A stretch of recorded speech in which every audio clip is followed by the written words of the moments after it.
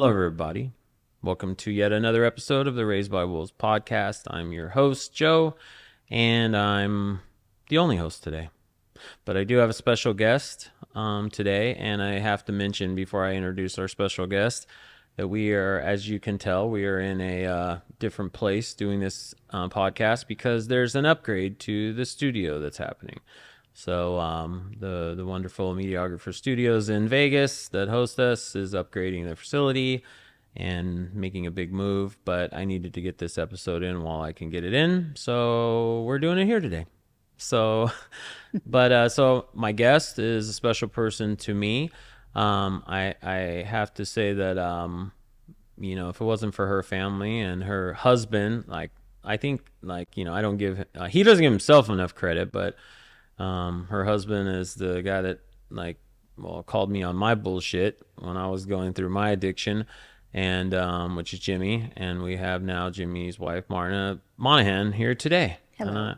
And I appreciate you being here. Thank you for inviting me. Yeah, no problem. Thanks for being here. So it's funny when I did my my wife's episode, and I think it was almost immediately, might even have been before my wife's episode, where she was like, "Why don't you have Marna's episode?" And so she's been a big cheerleader. She's gonna watch this. She watches all the episodes, and she was actually pissed off at me that I didn't wait until we were in the new studio. Wow. She's like, "I don't want you." She was like, "I don't want you." She's like, "Of course, my opinion doesn't matter, but I think you should save this episode because this is gonna be a special episode for the next studio." And I was like, "Hey, I gotta can this episode now because it was a long shot that I could get you here because I know you have a lot of responsibilities at home, So I was like, let's do it. It worked out. And so, yeah, so I appreciate you being here, Hopefully we don't get the hurricane before I get back up to the north side. Yeah, that would suck. Yeah, we're experiencing most of the country, hurricanes and stuff. Yeah. So yeah, no, that's horrible. That's horrible, but the earth, I guess supposedly we're in a drought, so maybe we need this. Yes, for sure. But so you've watched the podcast, yes. You listened or watched the podcast, so you kind of know you obviously know the theme is recovery, right? And the we try to keep it pretty casual on the podcast, but at the same time we have some we have a start and we have a finish, and we have some questions in between, obviously. And so really just to get to it, so we can avoid the hurricane is, why don't you, we're obviously here in Las Vegas and you live in Las Vegas now, and this is a recovery podcast. So what I want to ask you, the first thing about is what was the first memory that you had of, well, it's a two-part question. The first question is tell us kind of, where you were born, kind of how you were as a child, and then kind of lead into the first time that you remember exposing yourself or figuring out that there was mind-altering substances out there. Yeah. Well, I was born in Atlanta, Georgia, and I have a half-brother and sister, my mom's kids from a previous marriage. My mom remarried my father, and they had me and my little sister, who passed away a week after she was born. So my dad was a businessman, and my mom was a homemaker. And we moved around a lot when I was a kid, 5 times before I started kindergarten. Wow. We eventually settled in Wheaton, Illinois. I spent my elementary years there. And I had a typical Gen X childhood, played outside all day till the street lights came on, that kind of thing. My dad was an alcoholic, so alcohol was always around. My parents used to throw parties and stuff all the time. And I think it was, alcohol was really glamorized. It was, something that everybody enjoyed, and it was fun. And my dad would come home from work and sit in his big brown leather chair and put on whatever sports and pour himself a Manhattan, and I'd get to put the cherry on top and yeah. or the twist of lime in it, or lemon, and it was just always something that was there. I remember my dad was kind of a happy drunk, but he was pretty absent. He's always busy working. He'd come home late at night and wake me up, and we'd go for walks. And singing Annie songs at the top of our Drink lungs. as he was Yeah, drinking I and mean, come home. unbeknownst to me, he was drunk. I was just a kid. I didn't know. I just thought he was, just a fun guy. He'd be watering the lawn at 2 o'clock in the morning or Yeah. some silly thing. It became apparent, their marriage fell apart when I was about 9 years old, and I knew something was going on.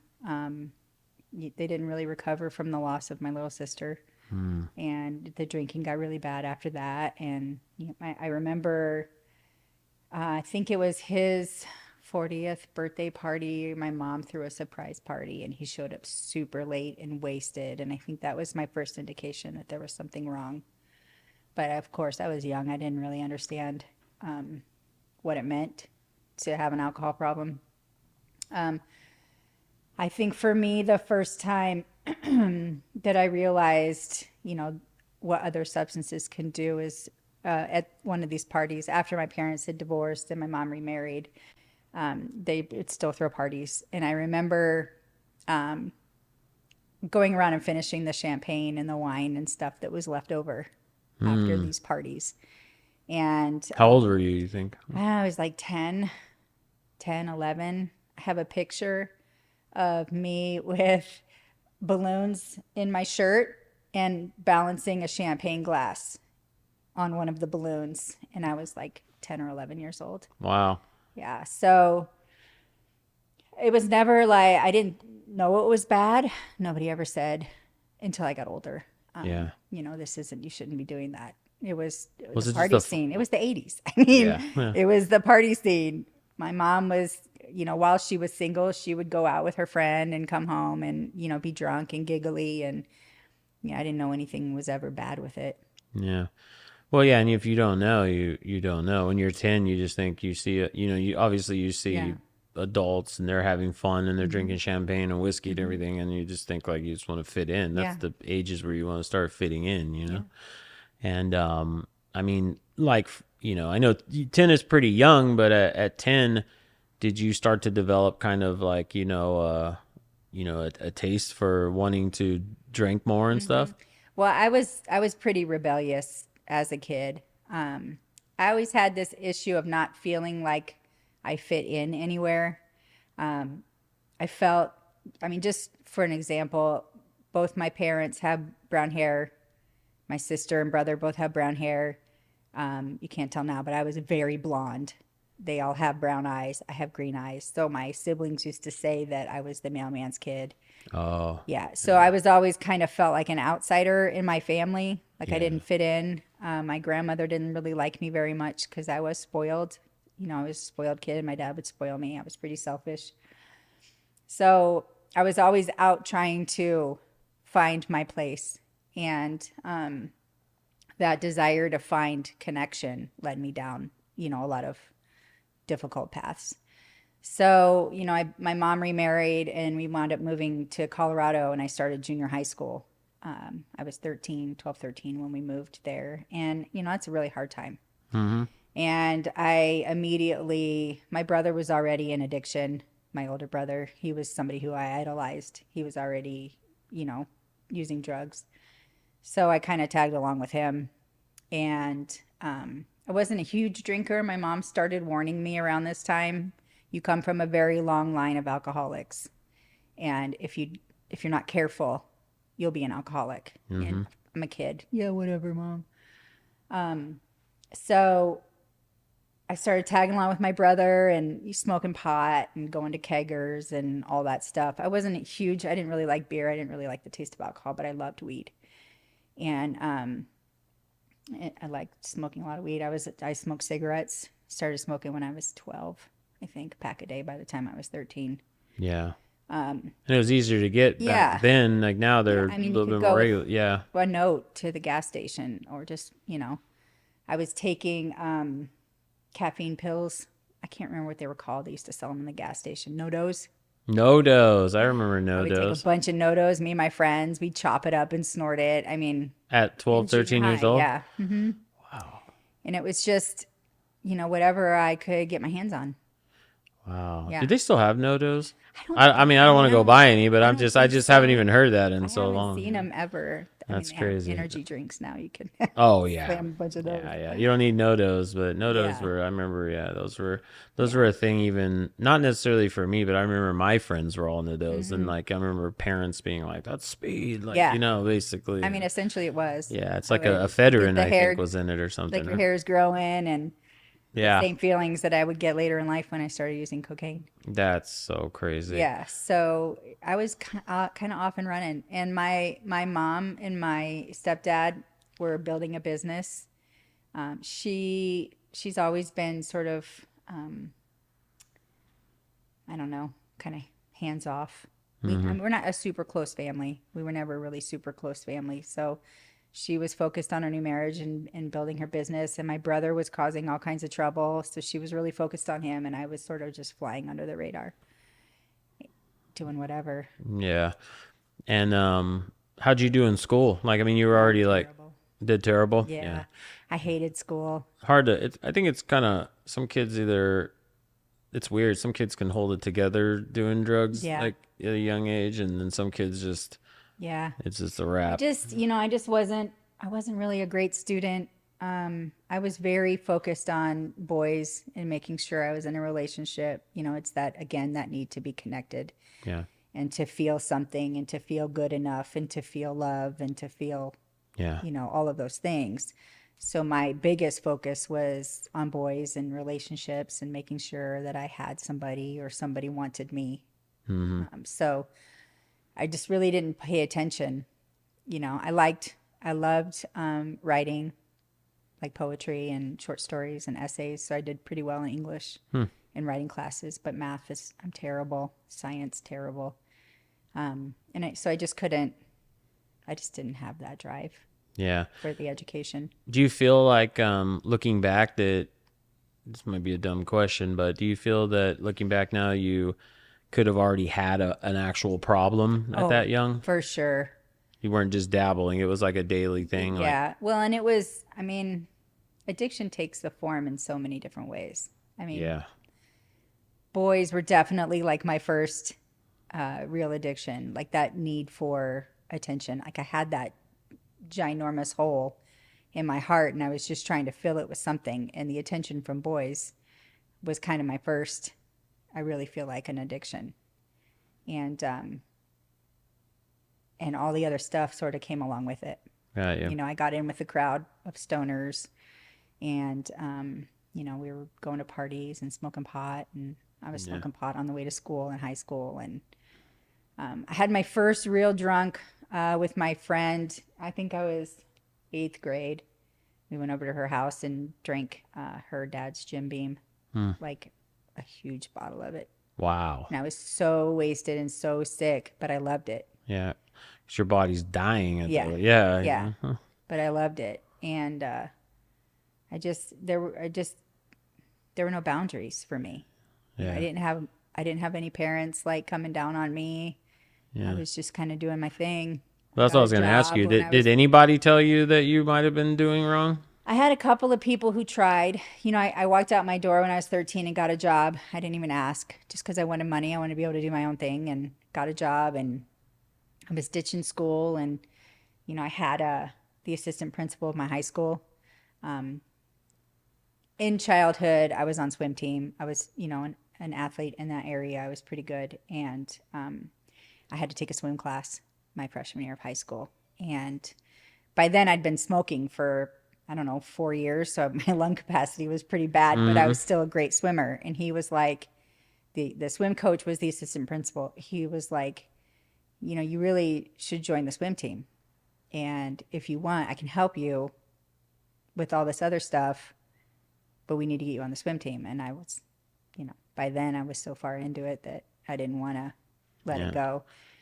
And he'd do things like, if you don't ditch school for a month, I'll take you out to lunch. So I did that and got to go out to lunch, walk around the clock with him. No, nice. And so, I mean, I had the capacity, but I just couldn't stick with anything. Well, the motivation would need to be there too. Yeah. You know what I mean? Like, Yeah. you can't say the right thing to somebody unmotivated. Right. It's just the way it is. Right. It's funny, similar story even to me. I ran really quick, and I remember I was already smoking cigarettes at a young age too. And I remember running like the mile or something, and the track coach was like, "You need to join track." Yeah. And then when he found out I smoked, he's like, "Imagine if you didn't smoke." And I'm Right. thinking, "What am I gonna do with track?" I'm Right. like, you know what I mean? Right. Like, and it's like I don't care. I'm like, whatever, but who knows? You know, Right. could have done something with track. But Yeah. I always felt, I mean, everything always felt hopeless. Like I didn't have like a lot of kids are like, "Ooh, I'm going to grow up and be this. I'm going to grow up and be a doctor. I'm going to grow up and be a pilot." And I just didn't ever have that. You know, I didn't know what I wanted to do. I didn't have any desire to really like have any kind of career. There was nothing that was pushing me. I didn't have any parents pushing me. I didn't have anybody, you know, telling me I could be, that I could do something with my life, that I could be better, and that I yeah, was worth fighting for. man, and we need that as kids, that whole acceptance Really, part. really do. I think when you talk, you may or may not agree with me, but I think at least 8 out of 10 addicts that I've met, it's almost always started because you want to be part of a crowd, like because you want to be accepted. And as bad as it sounds, the burnouts are the easiest people to accept you Yeah. because, you know, you're looking at, I mean, to be accepted by the athletes or the jocks, you got to be good at sports. To be Right. accepted by the artists, you got to be good at art. You know what I mean? It's Right. like, but anybody could get fucked up and be a Right. burnout. You know what I mean? And Yeah. so, yeah, but that's still being accepted. Right. And I had a great group of friends. I'm still in touch with a few of them, and you know, we all kind of took care of each other. But there was, you know, it was based around getting high and Getting high. smoking cigarettes and, you know, Yeah. Did breaking the rules. Did you ever do anything as wild as I had a bunch of stoner burnout friends too, you know, and did you try to find things around the house to get high with at Well, any I had my point? brother who already had the things, so Oh, I didn't okay. really have to look Yeah, I very remember far. like finding out you might be able to smoke banana peels and then I like did. spending four Yes. hours trying Yes. to dry out banana peels in the oven, Yep, I did you know. actually do that. That really brings back a memory, Yeah. the banana Yeah, peels. banana peels and then Mm-hmm. like oregano. Like people would be Mm-hmm. like, "Well, instead of buying weed, I bought some damn oregano." It's like, well, maybe it gets you high. It's Like, not gonna work. fucking dumb. Yeah. This dumb shit. I remember when I found out that I get high on what is that, the butane Oh, that you put jeez. in lighters, Yeah. and we developed a pretty healthy like huffing addiction for Yeah. a while, not even knowing that I was like killing myself. That I Right. could have died at any Right. time. And then I go to the doctor about headaches that I Oh still yeah. get, and Because you're huffing butane. yeah, and then I was like, yeah, well, I'm not doing any drugs, but I'm doing this. And they were like, oh my God, how long you been doing that for? And I was like, shit. Then all of a sudden my house, even though my mom was fucked up on her own, like all of a sudden that disappeared from the house Yeah. because it was like, or they hid it because they were like, nope, Joe's obviously up in butane at Yeah. 13, you know? So, Yeah. I still attribute, I don't know if you do, I still attribute from the early shit I did, I contribute some of my, like, I believe I have ADHD today because of Mm-hmm. butane back then for Mm-hmm. some reason, because I feel like I used to be able to at least focus on things better before I killed my brain with Right. butane. Right. You know what I mean? Fucking crazy. It's crazy to even say that. That's weird. But yeah, but when you're young, you find you can get very clever when it comes to coming up Mm-hmm. with shit that like help you escape, Yep. you know? Yep. And I mean, at a certain point, like where at a certain point did you kind of feel like, or did you at all as a kid think like, okay, I'm smoking weed, I'm drinking and shit like this. It might be a good idea that I try this other drug. And what was that drug? You know, like, I experimented a lot in high school. We used to, you know, drop acid, eat mushrooms. I remember this couple of guys I was hanging out with introduced me to cocaine, and how that old were was you? I was 17, 16, 17, and I loved it. It First was, time. yeah, I mean, right off the bat. And we did a run. I mean, we were probably a couple of years before I, you know, moved away from it. But it was, you know, every weekend in high school going over to this guy's house and doing cocaine all weekend. Wow. Yeah. Yeah. And was that where were you living at around that time? Colorado. Still Colorado? Yeah, Littleton, Colorado. And then was cocaine a problem in that area? Um, Or was it just like the party it thing? was just a party drug then. You know, I was drinking pretty heavily by that point and, you know, smoking a lot of pot. And cocaine was sort of the thing that I used so I could drink more. because it was endless. I As mean, I my could wife just drink said. endlessly when I was doing lines. Yeah. So I think I'm a rarity. I swear. I tell people that I've never done cocaine, and it's like they look at me like if I'm like you're too weird or antsy. something. You know what I mean? And I'm How just does an like, addict not do cocaine? yeah, it was crazy. But my wife says the same thing, that coke was just what she looked for when she was getting drunk, so she can keep getting drunk. Yes. You know, and Yeah. it's like, man, I used to get offended when people offered me that shit. The whole time I'm like drinking and dropping acid and doing all this shit. And Yeah. people offer me coke, I wanted to beat them up. Yeah. Like, do I look like a fucking cokehead to you? Right. Like, you know, Right. it's like it's I weird. was that way with heroin. I had drawn the line with heroin that I wouldn't, because I knew if I did that, it would kill me. Yeah, So yeah. that's always, I've only done it once, and it was just mixed in a pill of ecstasy that I didn't even know Oh, it had heroin in until I took it. And then I was like, okay, this is different. yeah, So I had drawn a line there. yeah. I'd also drawn a line with injecting any drugs, and I was pretty close to crossing that line before I finally Okay. got sober. Well, that was kind of one of my questions down the road was is that if you ever got into IV Yeah, use or I anything. was close. And I mean, so okay, so we're around now at the age of about 17, and like what was going on at home, and I mean, that was kind of maybe either still fueling it, or what was kind of going on in your personal Home life. wasn't really a problem. I mean, it was a problem in that, there was lacking emotional connection. Like my stepdad would try, he'd find my cigarettes and he'd break them up, and he'd try and he'd be like, maybe you should go to church with me, or maybe you should consider this, and my mom kind of always blocked that. I don't know why. I never asked her, but the discipline, it was like, this is my kid, these are your kids. There's a lot of kind of comparison between his kids and her kids, and I don't know. But I was just kind of, I feel like she was done raising kids when I was about 13. And she had a really hard, she had a hard life growing up. Hard, first couple of marriages and trying to build a business. My brother was really difficult, in and out of jail and in and out of rehabs and psych wards. And so I think I understand more now as a parent of hard kids, what she was going through then. And I just feel like I was just living in the house, Yeah. doing whatever I wanted to do. I'd graduated high school. I was working. Didn't really have a desire to go to college. I tried the community college. I did that for a year, and then went to University of Northern Colorado, and that was a huge mistake. What happened? Huge mistake. I just, like I said, I had no boundaries, and I was on my own and just drank every day. Barely went to class, party all the time, wake up in random places with random people, and, just really got out of control. Was your drug of choice still cocaine and weed? No, I wasn't doing any cocaine then. It was mostly alcohol and weed. Prior to going away to college, I met a girl who became my best friend, and we just tore it up. We Oh, were out wow. every night. You still in contact with her now? No, not really. We'd get a case of Busch Light Draft and a bottle of tequila every night and just go to town. Wow. Whatever, Dinner of choice, breakfast yeah, of choice. whatever happened, take anything anybody gave us, go anywhere anybody offered, just partied like Wow. crazy. Yeah. Wow.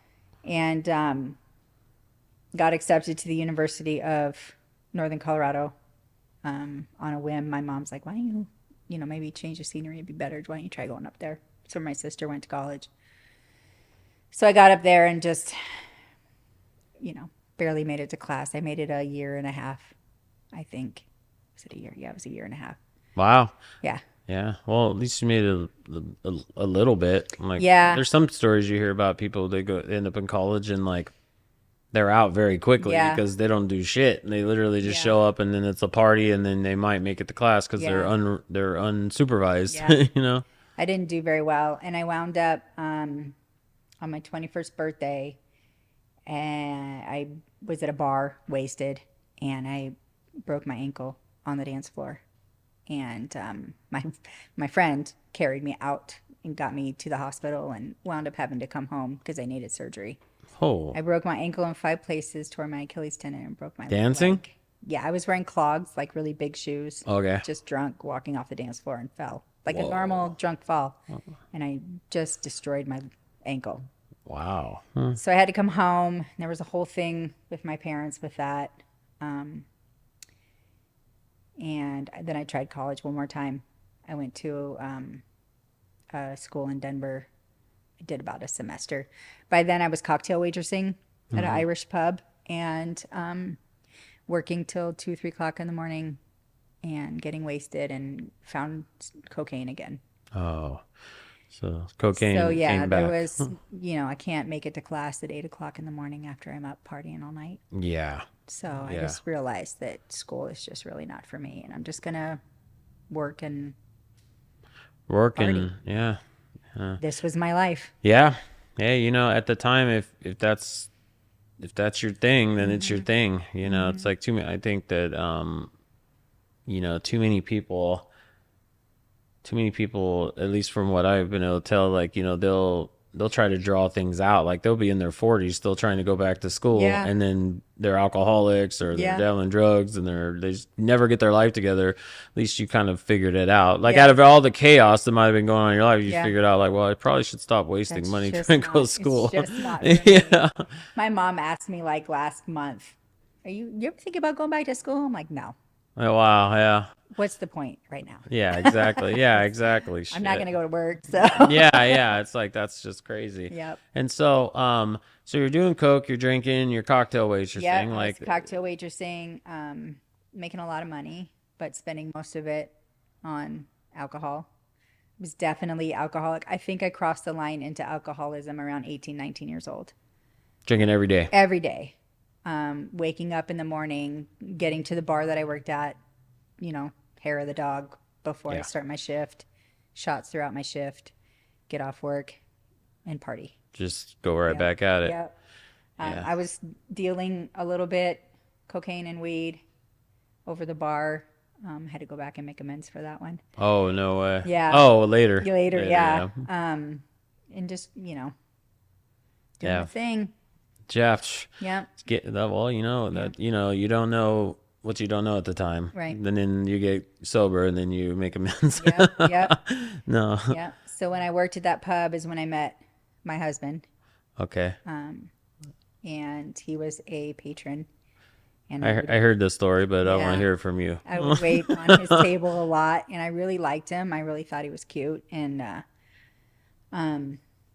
This is Jimmy, right? Yeah, this I'm is just Jimmy. kidding. this is Jimmy, the Jimmy's one a and beast. only husband that I've ever had. Yeah. And like all my coworkers warned me against him because he was crazy. He'd get in fights and real heavy drinker. And he was using it. He was Yeah, he was already. he was on meth. I didn't know until later, but he was just the guy for me. The rougher, the crazier, the better. Yeah. So he asked me out one night. Well, he asked me actually, when are we going to get married? Yeah, I've heard that Yep. story And a I bunch. said Monday, and we went out that night. He took me dancing, and we had the best time. And haven't been apart since. Yeah, I've did heard pretty quick. I've heard that story so many times Yeah. with him in their room, and then hearing from you, like it's pretty funny. Like Yeah. when we get married, because obviously I met. Well, Jimmy married me, but Yeah. you know what I mean. But the thing is that like I met my wife, and like the first trip to California, like a week later, I was like, I think you're gonna be my wife, and she said that in her mind right there, she's like, I'm never getting in a car with this dude again after this, because I had never even said that to nobody. I said, I think you're gonna be my wife, and it was a week. It was almost. So yeah, I met her on a Saturday, and this was the next Thursday, I think, or maybe it was in 2 weeks. But anyways, long story short, I had said, I have a feeling you're going to be my wife. Yeah. And this is after me telling her after the first couple of times hanging out that I never planned on getting married Right. again. So then she was like, what is up What with are this you dude? Is he talking going to about? traffic me or you something? crazy? And you know what I mean? And so, yeah, so it's crazy. Sometimes you really do know when you know what I mean? And Yeah. so obviously I know your story, I would say decently. Like, so you're now hanging out with Jimmy, Yep. and then how did things really start taking off in a different direction then? Jeez. So we bounced around different restaurants and stuff, and we had an opportunity to open a bar together. And it wasn't The a drug great, addict alcoholics. yeah, perfect. Sweet. Like perfect people to run a Yeah. bar with the owner who is also a cocaine addict. So it wasn't in a great part of town in Denver. It's a great part of town now, but I've heard. 20 years ago it Yeah, was, he's mentioned that too. Now where it's all all the homeless people hung out. gentrified or Yeah, whatever now. yeah. So we started running this bar together and heavily drinking, still using cocaine. And that is when I was introduced to crack. And that is pretty much like I fell in love with it. And Did you know, just out of curiosity, another dumb question maybe, but did you know when, was it Jimmy that introduced you to Jimmy crack? and his friend, yeah. Did His you? friend brought it Oh, okay. to the bar and we did it together. Did you know doing that like, did you have a stigma against, like, did you ever think like, I don't want to be a crackhead or whatever? And Not really. I didn't really know much about it. Like I figured it was just a different form of cocaine, and I had been doing cocaine forever. So it's just a different way to do it. okay.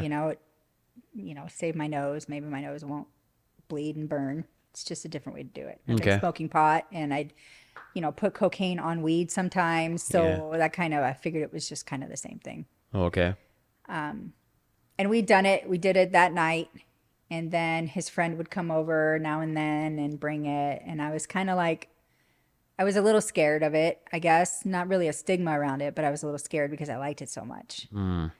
And it just started out on the weekends now and then it became a couple times a week. And then it was, pretty within months, it was every night. Yeah, crack will get your ass, huh? Man, it's wicked. And everything just became about that. Our relationship, our money, our time, the reason why we worked.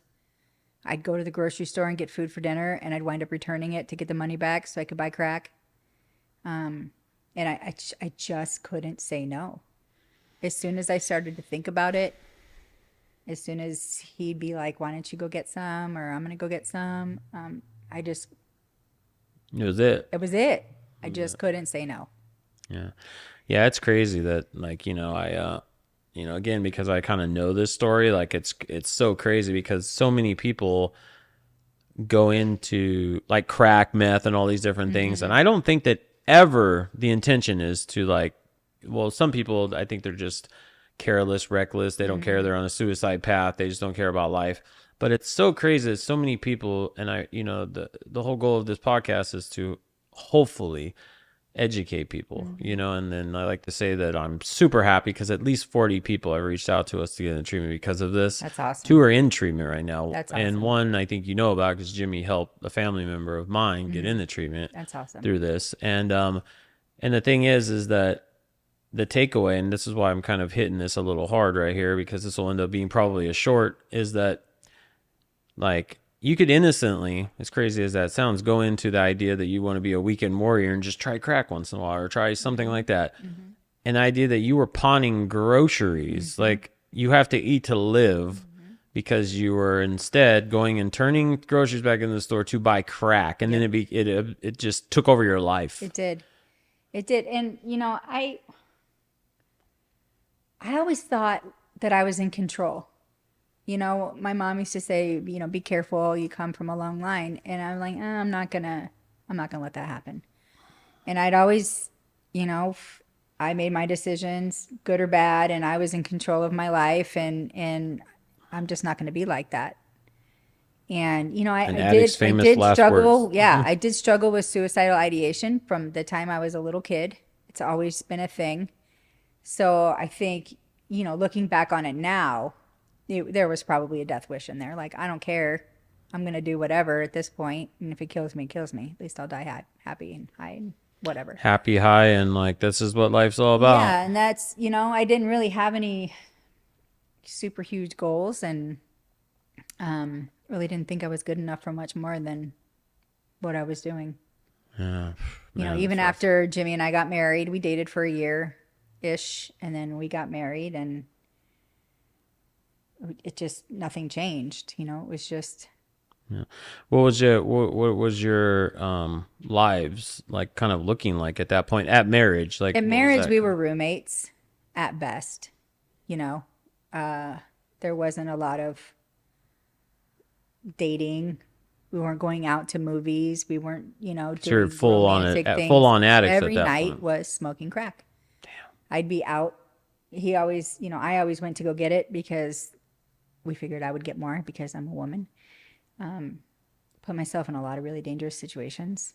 Made a really lot of bad choices. And Not too many law-abiding citizens selling crack. no, no, you walk into a hotel room with 15 dudes, $200 in my pocket. You know, I'm lucky I made it out alive. But that was just, that was it. That's all we did. We'd go to the bars and drink and get wasted, and then we'd go score crack, and then we'd go home, and 3 days later we might sleep and then do it all over again. Were you guys working at the time? Yeah. You Yeah, still we at the always bar? worked. No, we left there. I was working in a different bar. He was working at another restaurant. I wound up leaving the country. Well, I ran away to Hawaii. Oh, I heard Yeah, I you heard know the the story. Yeah.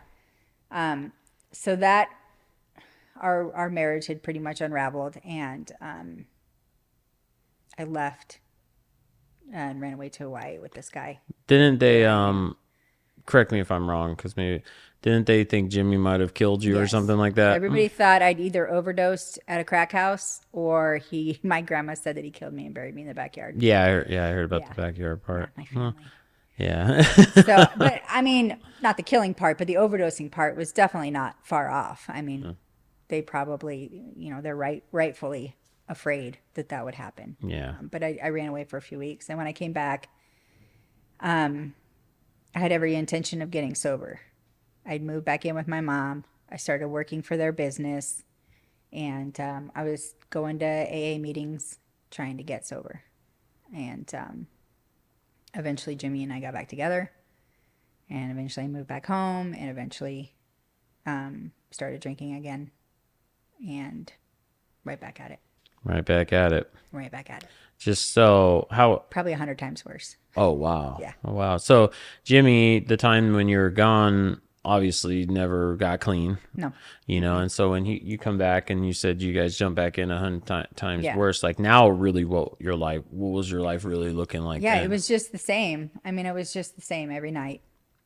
In this little rat infested house with the TV way down because we knew the cops were going to come at any minute.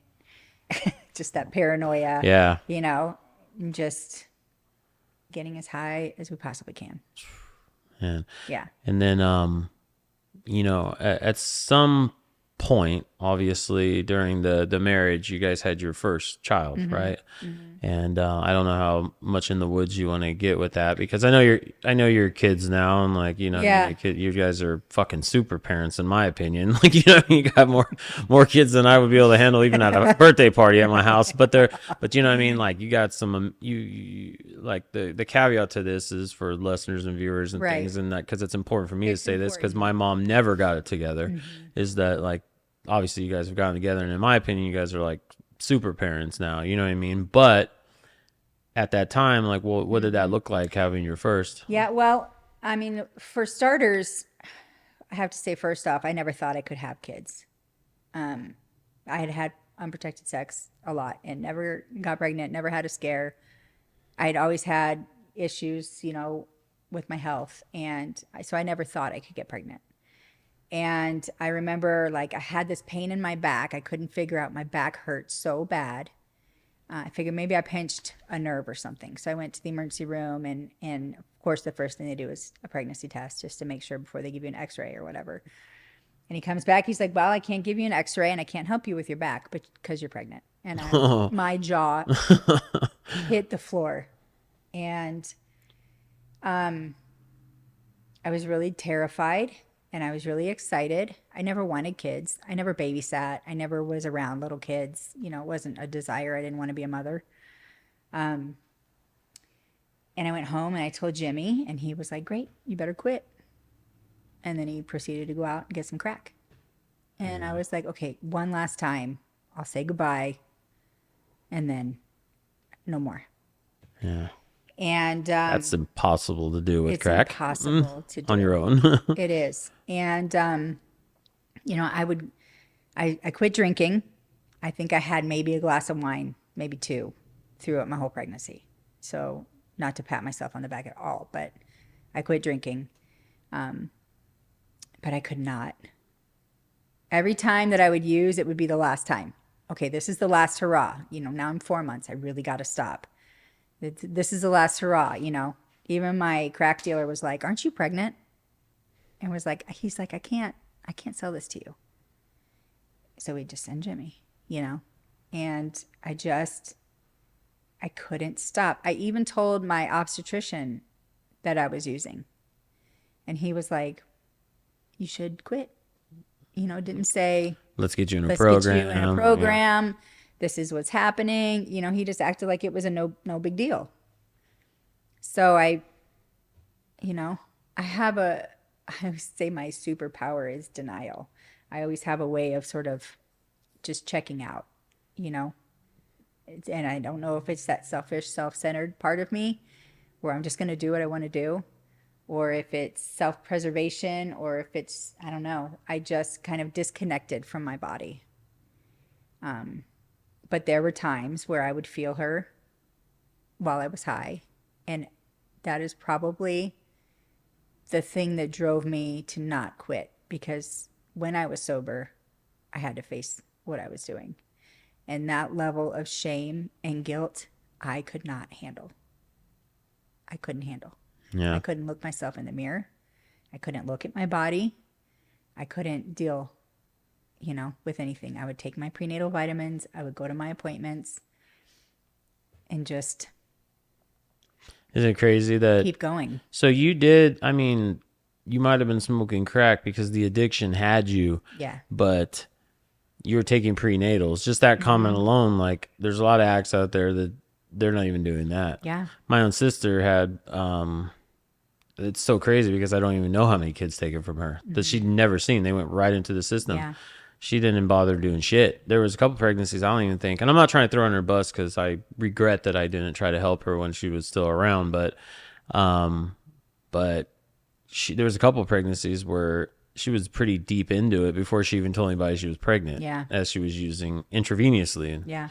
And it's like how those kids turned out now, like kind of even bothers me that I won't ever know, Right. And so, but at least I'm not Right. patting you on the back either too much, but Right, at least you actually so consciously were like, let me let me do something that's right, Yeah. during this. I always kind of acted or felt like as long as I don't look like an addict, then I'm okay. I'm better than most addicts. I always brushed my teeth. I took care of my teeth. I took care of, so I didn't appear. Plus, I was working for my parents. They didn't know I was using. They didn't know. Really? They thought I was stone cold sober. They thought I had quit, when I moved back in with them before, they thought Jimmy and I were still sober. They had no clue. Wow. At all until they were, my mom and my sister were in the delivery room when she was born, and things were not going well. And I was trying to cover my ass, and I said, we relapsed. So I have cocaine in my system. And as soon as you say that, the whole demeanor in the room changed, and they just all hated my guts. And her heart rate was dropping as mine was going up, and like all this stuff. Cord was around her neck. They couldn't get a read on her heart. She was finally delivered, and she was 4 pounds, really tiny. She was 6 weeks early. My water broke while we were getting high. Wow. Yeah. I was 3 pounds. I could just relate to your daughter, and again, like if this makes you feel good, bad, or indifferent, I feel like I'm a pretty healthy guy, and I was 3.5 pounds because my mom was using. So like so being on the other end, like I can only imagine. Like I've never really asked my mom about this, so it's good that I'm hearing this too. Yeah, and I mean, my story is her story, so I have to be respectful of her as well. But she she luckily was fully developed. Her lungs were fine. Everything was fine. She's just tiny, She just was just developed and tiny. tiny. And, they tested her and they realized how much we were using and they were like, we have a problem here. So, Had a little bit of blood they in put the crack. they put the sign on the crib, do not remove from, the nursery, and I couldn't take her out with me and she couldn't be just with me and I couldn't breastfeed because I'm an addict. So, but there was one nurse who was so kind. And she even wrote me a letter after I left the hospital and my daughter was still there. She was there for about a month. She wrote me a letter saying, she was praying for me and her little circle of her church was praying for me. It was just really sweet. But she was like, she said, I'm really amazed. Your daughter isn't showing any signs of withdrawal, the shakes, the constant screaming, the, unable to be soothed. She wasn't doing any of that. She was fully developed. Everything looked really good. So, she's like, I really feel like God protected her. Yeah, I was gonna say God's looking out for her. Yeah, for sure. for sure. So I was really lucky because the choice that I made really could have turned out differently. I can't speak for your daughter, but man, if that story alone doesn't make you want to do something with your life, Yeah. like God was protecting you over this horrible cloud that Yeah. could have been, you know what I mean? Then don't take a moment, Yeah. for granted. Yeah, and she's an incredible human. She I is a beautiful, beautiful, beautiful soul. I know her. She was the first child of yours that I met. She would come over to get her hair done, right? All right. I was gonna say I couldn't remember if it was then or that was the first time I met her. Yeah, she came and got her hair done. Yeah, and so we've had conversations. What I mean, very sharp. Yeah. What I mean. So that's awesome. She's amazing. And it's a really hard part of my story to share because it's horrible. What I did was horrible. The reason why I share it and why I'm so open about it is because I know that there's a woman out there that's just like me. Yeah. That is using and pregnant or lost her child and is trying to get her back or is using and lost her child or something that needs to hear she's not the only one. Yeah. When I was when I went to treatment later, she was born in March. I went to treatment in June. I had started, in that middle time, I had started going to Cocaine Anonymous meetings and Alcoholics Anonymous meetings. And every woman was like, I got pregnant and I was able to quit while I was pregnant. But then I started back up after my child was born. Mm-hmm. So I'm thinking, oh my God, I am the only one. I am such a horrible person. And I just lived in that shame, that heavy, heavy shame. And I was having a really hard time staying sober because of the shame. I just wanted to get relief from that. And I couldn't. And after a few relapses, I went to our counselor and I said, I can't get sober on the outside, especially with Jimmy, because we're each other's worst enemy. And Jimmy was still using, right? No, we were drinking. We weren't using. Okay. But we were drinking, and then sometimes we would drink too much and then relapse, and then, we could talk each other into anything. Fuck yeah. It's like he was my party buddy for years, and we're both in so much pain. Alcohol and drugs make you do some crazy shit. Now we don't have the thing that we've always used to deal with, the things that we were using drugs and alcohol to deal with. The depression, the anxiety, the suicidal ideation, the, shame and regret. We didn't have anything to numb the pain. And we're just out there trying to get sober, and having a child and trying to repair a marriage and my parents, nothing was making it for me not to use, So we finally, one weekend we were supposed to get unsupervised visits with our daughter, and we wound up going out, getting a hotel room. We're gone for 3 days, getting all the messages from his dad who had custody of our daughter and my sister. Where are you guys at? What the hell is going on? What the fuck are you doing? You're never going to see her get married. You're never going to see her graduate high school. You're never going to see her grow up. You guys are throwing it all away. What are you doing? Mm-hmm. And it was that last night when I looked in the mirror and I looked at myself in the eyes and just had a little bit of desire to live. I didn't want to die like that, strung out in some hotel room. Yeah. It wasn't you about brought a her. child into the Yeah, well, it wasn't about her. It wasn't about Jimmy. It wasn't about anything. Oh. There was just a small desire to not live like that anymore. And I took that little tiny desire and I called my counselor and I said, I have to go inpatient. I cannot do this. So she sent me to a 28-day program. And it was like the last week before I was supposed to transition from there to the 4-month program for mothers and their kids, where I was at a CA meeting and a woman stood up and shared my story. Finally, a woman said, I couldn't stop using while I was pregnant. And you could almost hear the chains fall from me because I finally had heard somebody share my story and I knew I wasn't alone. What I had done Lonely was place. incredibly awful, but I wasn't the only one. And if she could get sober, then I could get sober. Man. And that's why I share, whatever hate I get, whatever, I don't want anybody to ever feel like that, like I did, that I was the only one and I'm horrible and I'm unredeemable and that there's no way out. And when she shared that, it really healed me and it allowed me to at least start taking steps forward into recovery. That's awesome.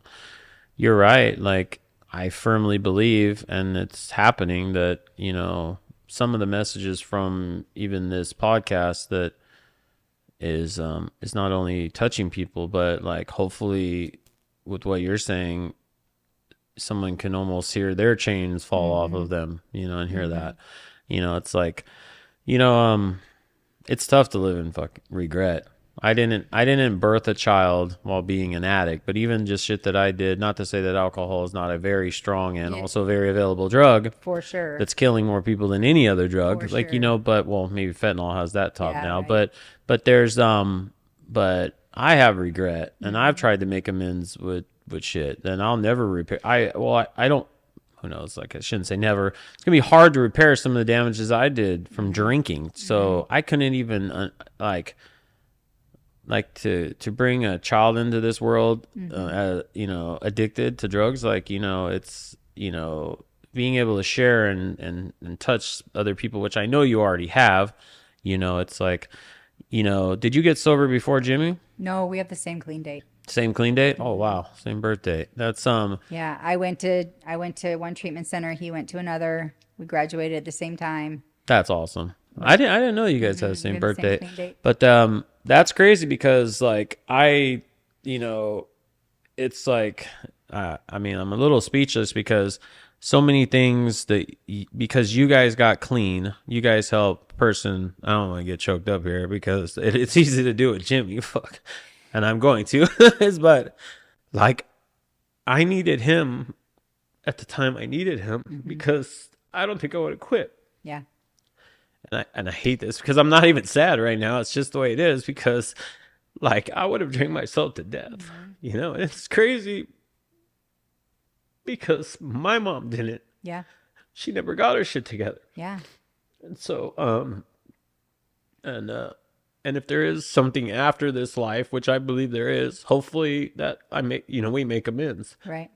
But it took you guys getting clean to eventually help me get clean and other people get clean, and now we're helping people get clean. And if not for that woman who shared her story in the treatment center, who knows if I would have made it. And that's why this is so important. That's one addict to another, one alcoholic to another. That's why community is so important, and sharing stories and sharing hope, faith, and love is so important. When you get sober, you can't keep it. You have to give it away. Yeah, you have to give it away.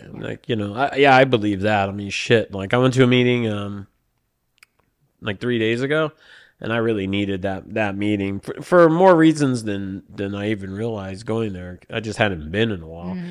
And And the guy asked me that invited me to the meeting if I've sponsored by. I said, well, technically, I was kind of ran through the 12 steps kind of secretly from Jimmy, I think.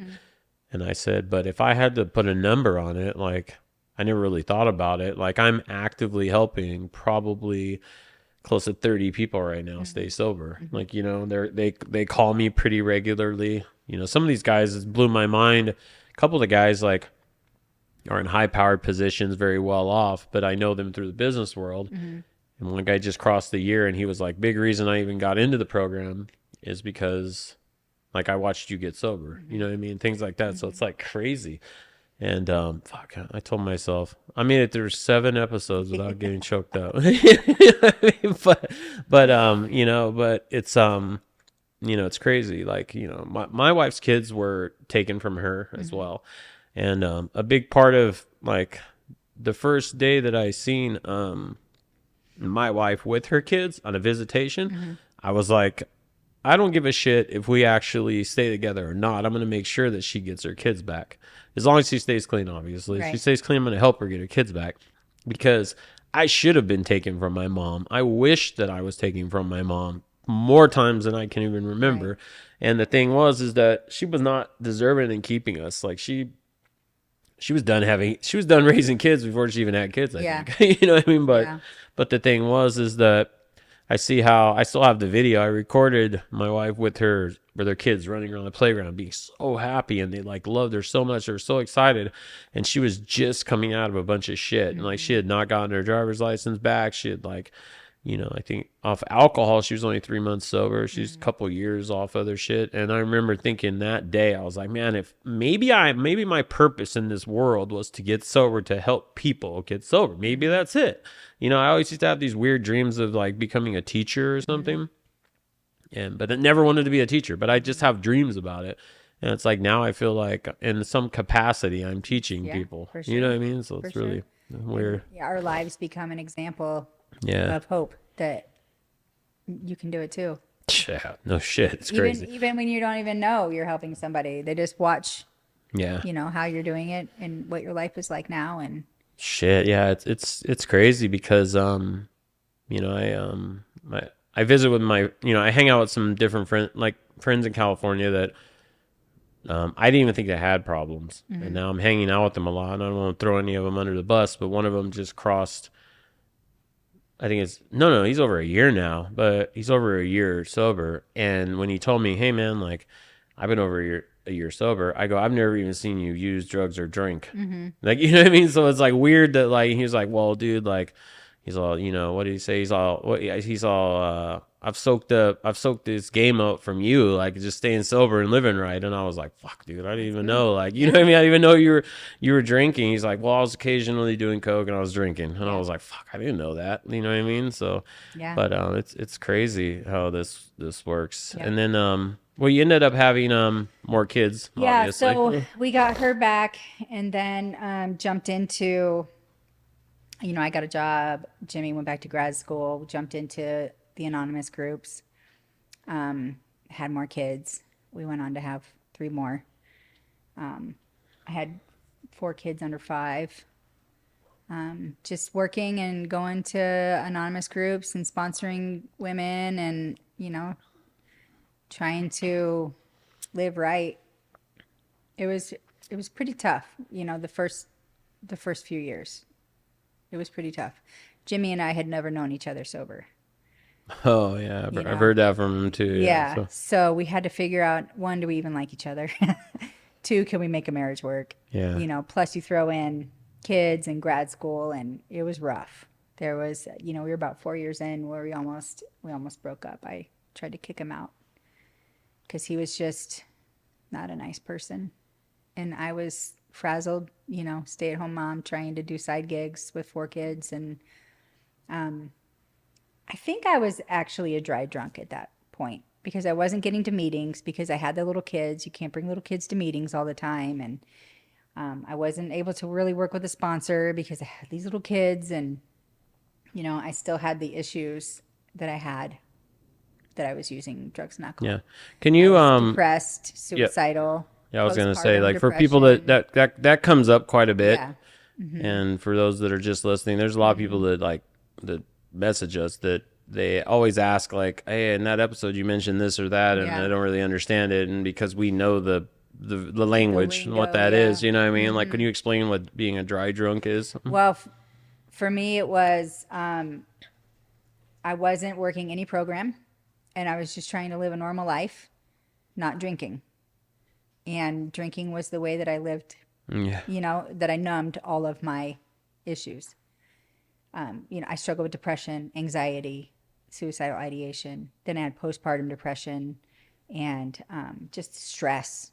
No tools whatsoever of how to deal with any of it because I'd always just used alcohol and drugs. So they took away my tools and said, here, go live your life. And I finally, somebody in the room said, hey, if you don't start working the steps, you're going to die. So I finally got serious about working the steps. We started going to church, jumped into that pretty hard and named my higher power, really got the spiritual aspect of the program locked down and found a lot of freedom in that. Yeah. Started working in, different recovery groups and raising my kids and really found freedom from, you got medicated, started taking medication for my depression, started kind of taking control of my life again. Jimmy and I did marriage counseling and marriage retreats and, rediscovered each other, rebuilt a relationship on a new foundation instead of the old one. Yeah, the old exactly. One was shit. Yeah, it isn't it interesting that when you get sober, I think a lot of people misunderstand like, well, because I talk about how like my life is so much better being sober, but I think that people misunderstand that they think that maybe I mean that my life is easier being sober. It's not easier. Not easier by any means. It's not. It's easier in the fact where I don't have to remember lies that I told, and I'm not trying to steal your money and steal your drugs and then help you look for it, and I'm not, manipulating situations. So it's easier in that I can wake up in the morning and look at myself in the mirror and know that I'm doing the right thing and making the right choices. But you still have to deal with life. Yeah. On life's terms, and there's nothing that you can do that's just going to numb it out. Yep. So making sure that I did therapy and medication and I have a strong community around me of like-minded people. I think that's super important in sobriety is whether you hit the anonymous groups or whether you go into, a Christian recovery or whether you're just have a great group of friends that is keeping you accountable. I feel like I had to have community around me in order of like-minded people, of people that understood when my ass was about to fall off. Yeah. And that I couldn't bullshit. They could look at me and know that I'm struggling, and I have to have those people around me to support me because I have bad days. Yeah. I'm sober 21 years now. And last year I felt like things were not good. And I called my friend who's a psychiatrist and I was like, hey, I think I need to go back on medication. And I'm always an addict. One's good, 20 is better. When it comes to food, shopping, TikTok, anything. Yep. I'll just consume it. Yeah. If I'm not in doing the things that I need to do to stay spiritually fit. Yeah. Keeping your, keeping account. You know what I mean? Of what you're doing. Yeah. Do you have, as crazy as this sounds, is there anything that, you regret about, like, is there anything in sobriety that you didn't think that you'd have to face that you almost wished I shouldn't say regret getting sober because that's the wrong way of putting this, but is there anything that, like, getting sober, has it done anything to your life that you kind of like wish that you didn't have to deal with, minus like, I think you might have touched on that, like obviously depression and things like that, but there's any part of your life that, and I don't even want to glamorize this like statement, but people ask me this all the time. Okay, let me just put it the way I want to put it. Is there anything you miss about using? Like, is it other than maybe numbing things out? I have moments where not using, but drinking. Because I'm a stone cold alcoholic. I mean, that was like my first love, I think, Yeah. besides boys. But like if I'm at a beach or a concert or sitting out on the back porch, sometimes I like, oh man, I wish I could have a glass. I wish I could drink like a normal person. Yeah. I mean, I do. I do. It's social and it's fun and whatever. But I just know that I can't. Yeah. I don't have any inkling like that I could drink like a normal person. Doesn't that suck to think that? Because I think that too.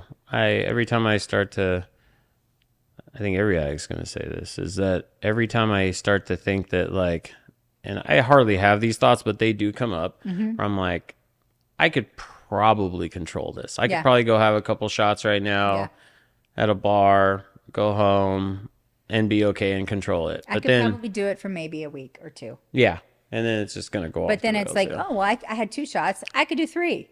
Oh, well, I had 3 shots. Yeah. And then next thing I'm at the crack. I mean, you might as well just take all my kids and my husband because Yeah. I'm just going to throw it all away. Yeah. I don't have any. I mean, I know that I'm Yeah. a stone cold addict and I Yeah. cannot. Yeah. That's what it is. I'm the same way. Like man, like you can't stop me once I'm like, like sunk my teeth into something, Yeah. and that's addict behavior. Yeah. You know what I mean? No And the matter how same you way look with, at it. like dessert. If I start eating chocolate, I'm going to eat all of the chocolate. Yep. I just have to have boundaries. Oh yeah, fuck, man.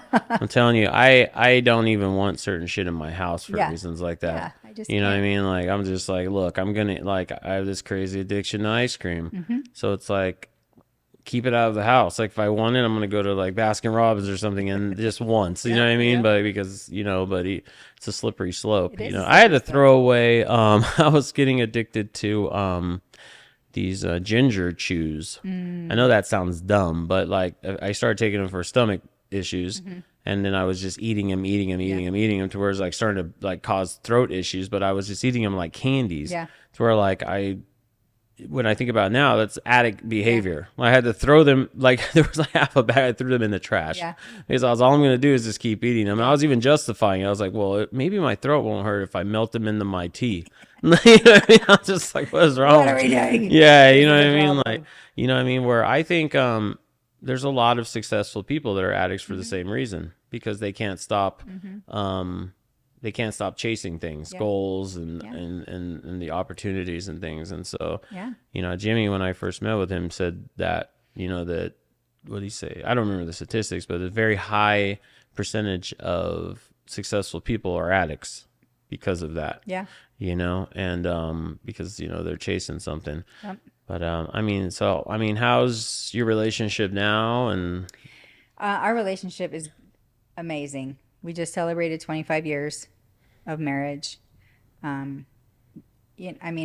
We have our issues. Everybody does, but we took the word divorce off the table a long time ago. So that doesn't even come up. When we have arguments or whatever, I always joke that we have a trauma bond.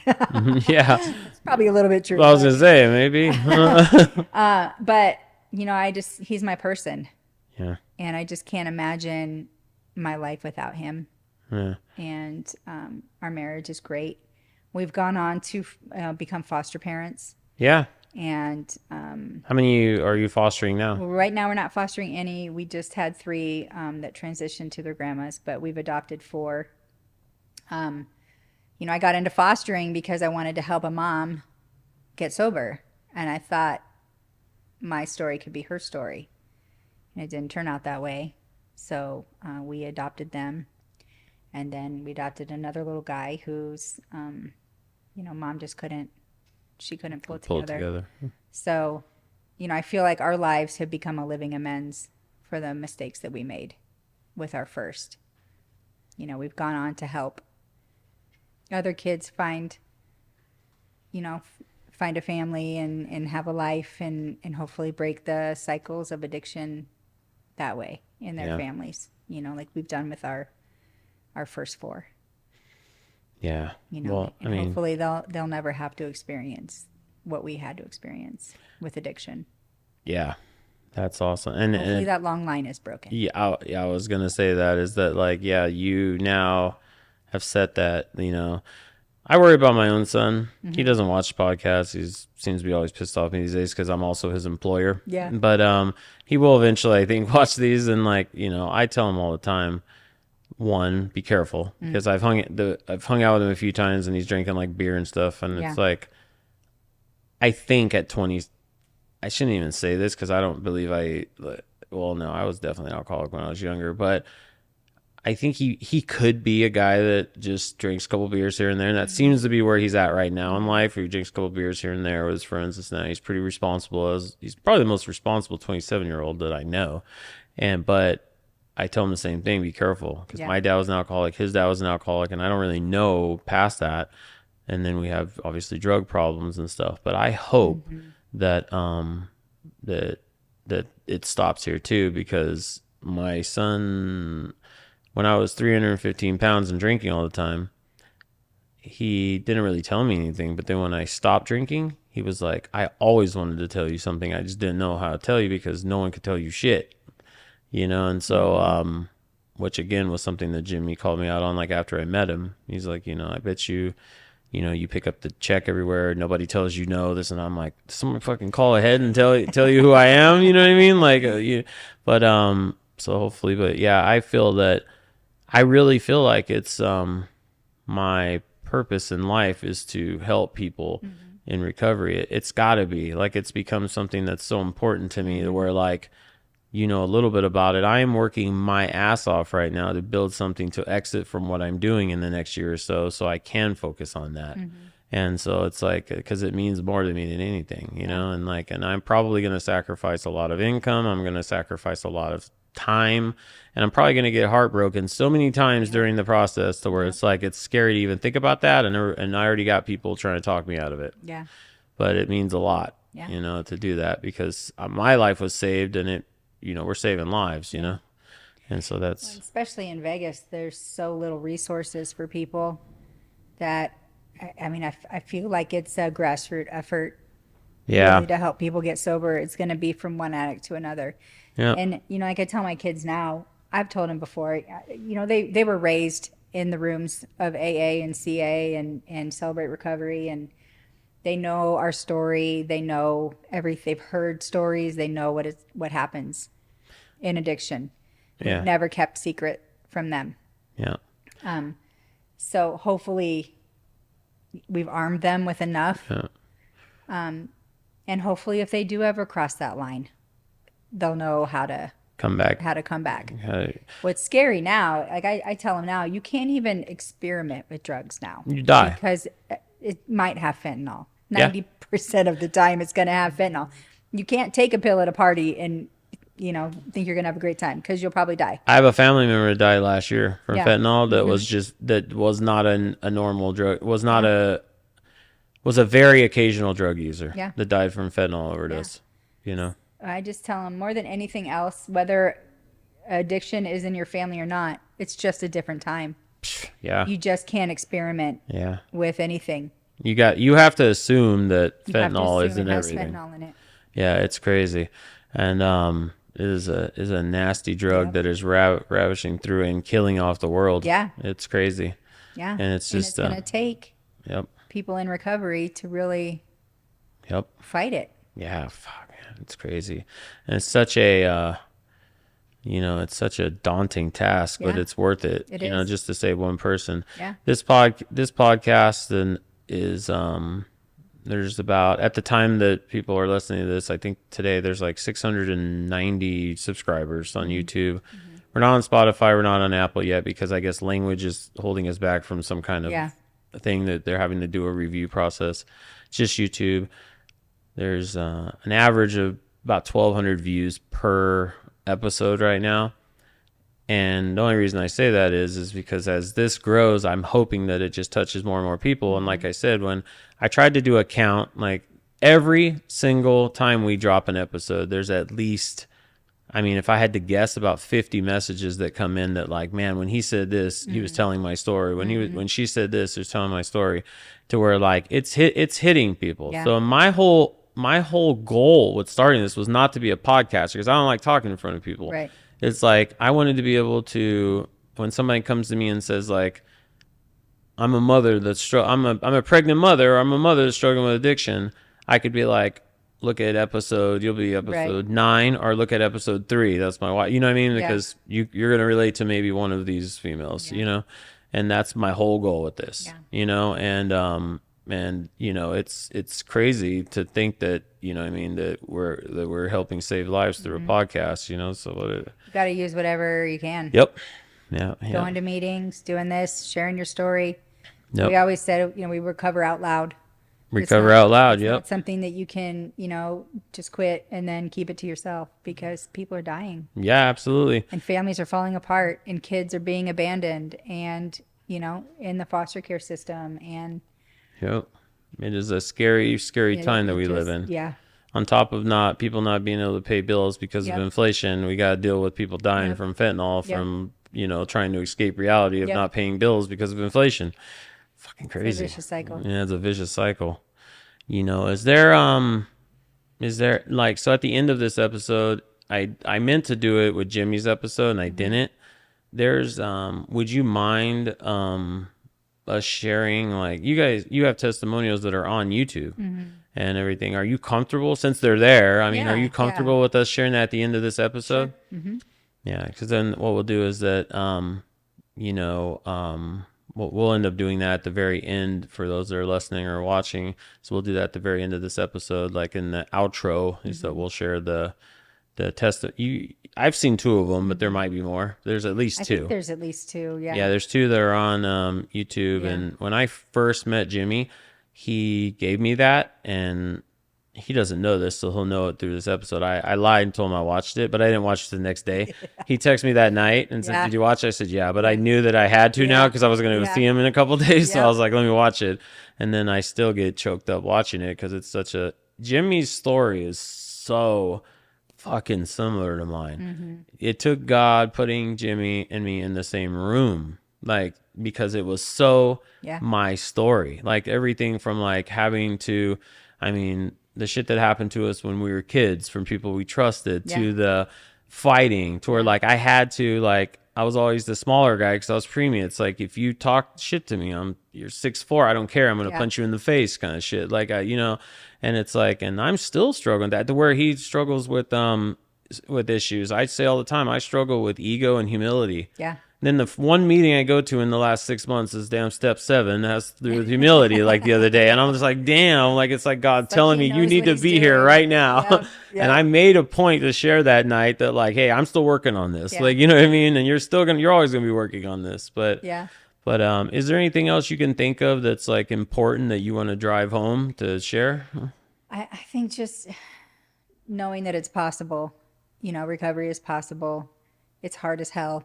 And just because you stop drinking or using, your life isn't going to be, you know, a bunch of rainbows and unicorns. It's hard. And I still, after 21 years, have moments where I want to say, fuck it, you know, but I have people around me. I have a community. I have my family. I have my higher power. And I just keep plugging forward. And, you know, when things get really bad and I get antsy, I just go to a meeting or help somebody out. And then it reminds me of who I am and where I came from, and then I can't go back. Yep. Yeah, I believe that everybody that is even sober curious should go to a meeting. Yeah. Because you will see something there that is that you're just not going to expect. Somebody there is going to relate to what you got going on in life. And just be open to it. And you don't even have to think, oh, if I quit, I'm never going to be able to drink for the rest of my life. You know, don't even start catastrophizing the future.